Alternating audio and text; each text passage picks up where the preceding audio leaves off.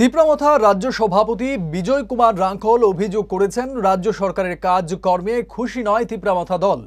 বৃহস্পতিবার নিজ বাসভবনে আয়োজিত সাংবাদিক সম্মেলনে তিনি অভিযোগ করেন দলের সাথে কেন্দ্র ও রাজ্য সরকারের সাথে যে ত্রিপাক্ষিক চুক্তি হয়েছিল সেই চুক্তি অনুযায়ী কাজ করছে না রাজ্য সরকার। তিনি বলেন আসন্ন ত্রিস্তর পঞ্চায়েত নির্বাচনে একা লড়াই করতে পারে দল, তবে আসন্ন ত্রিস্তর পঞ্চায়েত নির্বাচন নিয়ে বিজেপির পক্ষ থেকে এখনো তাদেরকে আনুষ্ঠানিকভাবে কিছু জানানো হয়নি।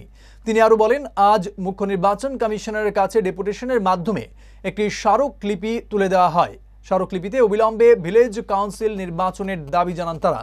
এদিনের সাংবাদিক সম্মেলনে উপস্থিত ছিলেন মেবার কুমার জমাতিয়া, রাজেশ্বর দেববর্মা প্রমুখ। দেখা যাইতেছে যে রাজ্য সরকার তো সময় সময় নেগেটিভ ভাবে চলাফেরা করে। আমরা এলাইন আছি, আমরা এটা গ্রহণ করি যদি স্পেসিফিক তাদের কোনো গাইডলাইন থাকে। তারা যদি না করে আমরা কেন থাকবো এখানে?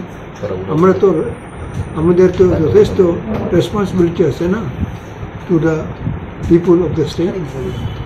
আমরা এটা আমাদের যে দায়িত্ব আমাদের করতে হবে। দায়িত্ব যদি আমি করতে না পারি আমি কেন এখানে থাকবো? No, your party had signed an agreement. So not happy. That's why we have told our founder Bharat Pradut Kishore, and he is also very unhappy. On what?